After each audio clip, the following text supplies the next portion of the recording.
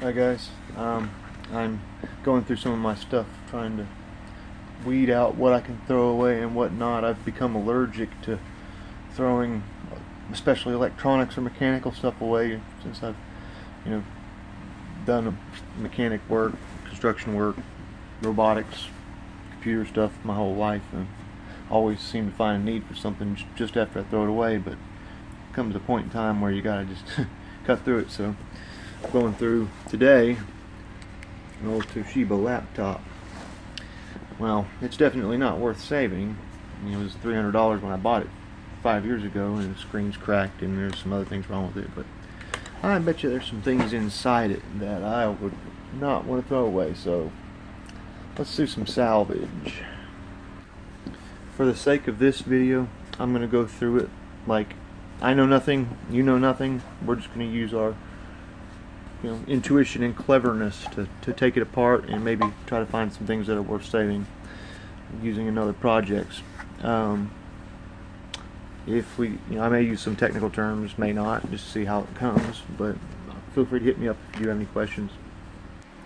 First of all, just for basics, before we get into any kind of electronics or mechanical or combination project, like primarily what I'm doing is making 3D printers or 3D scanners. But you're going to have some not necessarily specialty tools, but some fairly wide variety of things before you even consider it.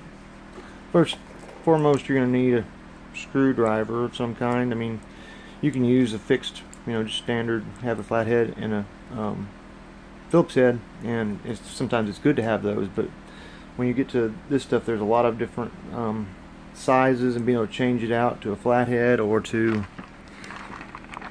anything that you can see, whether it's Torx heads, Phillips heads, even put sockets in it. You're going to need something along this line. I think this was $8, $9. Then, some a little bit more precision here. You've got your real good, like watch grade screwdrivers, and I mean these are going to come in real handy. And having that little swivel on the handle is really important too. You need a pair of dikes, or wire strippers, or whatever you want to call them. And you should probably be able to get going from there.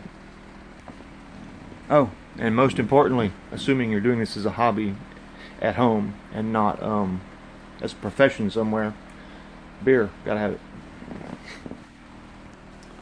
Alright, next phase is actually getting into the item that we're getting ready to dissect and salvage.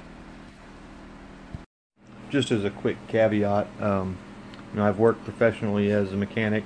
I've worked teaching biology labs and undergraduate stuff. I've worked with roofing, siding, welding, running a drug test company, so just a little bit of everything. So needless to say, I've got a lot of different odds and ends that don't necessarily fall into what you'd normally consider robotics or a guy in his toolbox. And I was looking through stuff and I was like, wow, forgot about those.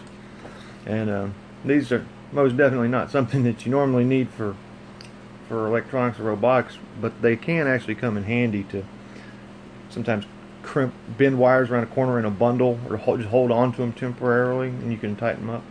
But if you don't know what they are, don't worry about it. But might look it up. But if you do know what they are, it's kind of a weird thing to have. And just so you know, those castration pliers that I just showed a second ago, I'm actually using them to hang the phone from, so that I can get this right angle. So I just didn't throw it in there to be weird, although it is still weird, admittedly. Alright, so first thing we're going to do, we'll look at it in all basic dimensions. Since we already know the problem, I will go ahead and identify it, but you can see fairly easily. Maybe you can. I need to get a light, but it's pretty much shattered. You can't really get any usefulness out of it. I guess you could run it somewhere else, but I have half a dozen other laptops and a couple phones, so I'm not worried about it. Oh, and something else, if your room slash shop slash insane asylum is anything like mine, you're probably going to want something like a magnetic parts tray and some clear divider thingies, and definitely wants good light. But you know, I know my my insane asylum slash home slash shop wouldn't be the same without it. I mean, you know, I've been to a lot worse insane asylums. Not really, but just one or two, and very briefly.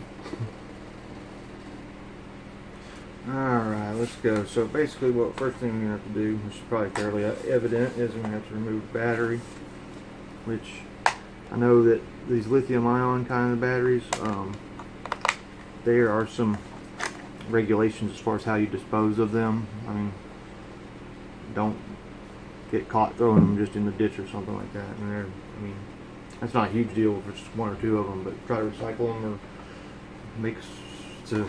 I think there's some sort of a, I won't get into the formula, but it's some illicit drugs that you can at least start the synthesis of one phase of it.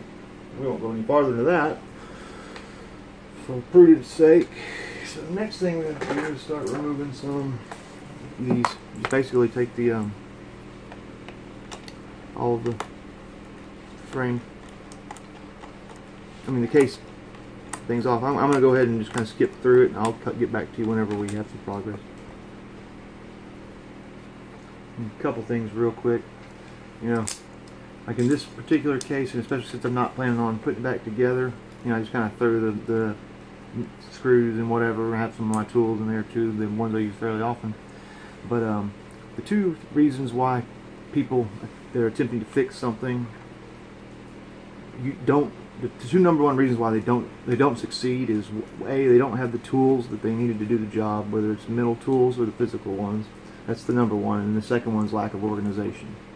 And it may not be very important in this particular case, but a lot of times you'll have screws that are a 32nd of an inch longer than the other one, sitting right next to the other ones. And it may not matter for one of them, but it usually matters for the other. You know, if you put the long one and too short of especially with like mechanical stuff like transmissions and stuff, you will destroy it.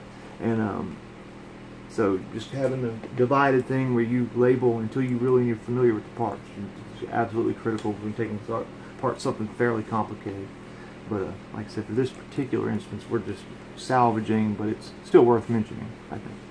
Well, common you know, stumbling point that a lot of people get with electronics, it seems like, is you get all the screws out and it still won't come apart. It's like, what do they do? They're tricking me. Well, a good place to start is going to be your feet. That are like usually a rubber kind of stuff. Sometimes you can pry them off your fingernail. Sometimes you're going to need something else. You can almost guarantee there's going to be screws underneath there.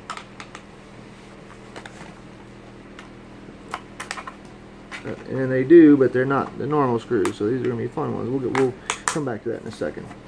There is another compartment. You can access some things in the normal maintenance of your unit. So we definitely want this off too. Although it's definitely not normal maintenance. This is also something you probably want to be fairly careful with whenever you're actually tearing into it, because you know, things like that, that's your battery, and I believe that's your RAM. You can add extra stacks of RAM to it. So I'm not sure, I may have said battery, I meant hard drive. There is actual backup battery there, just to keep the clock running and stuff. But one thing that works pretty good on these things is a pair of ye old pliers, ye old flathead screwdriver, ye old teeth, whatever. They'll come off. Some of them are actually pretty hard, but like the ones on Xbox power supply units can be a pain. Yet, but not so much this time. And we're gonna have more trouble with some of them than others. This is I'm not working under optimal conditions either. Trying to make sure everything stays in the camera for y'all. Doing it inside on my bed, not fun either. No, whatever, that's good enough for now. Alright, well, next. Oh my shit.